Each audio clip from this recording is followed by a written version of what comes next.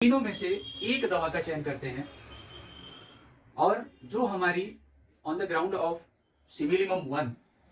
जो एक सेलेक्टेड हमारी दवा होती है उस दवा को लोअर पोटेंसी अर्थात ऐसे में जो हमारी सेलेक्टेड दवा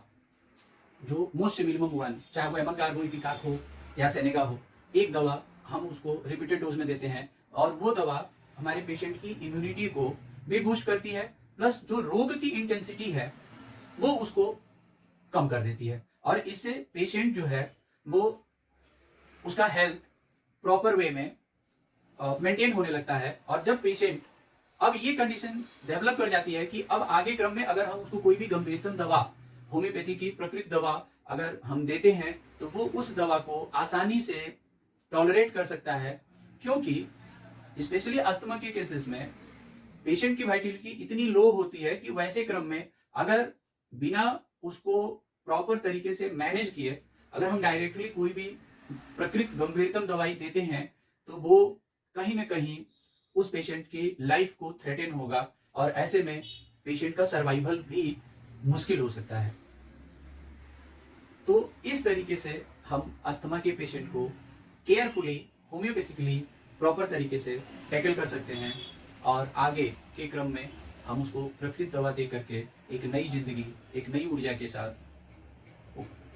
फैसिलिटेट करा सकते हैं, उपलब्ध करा सकते हैं। Thank you.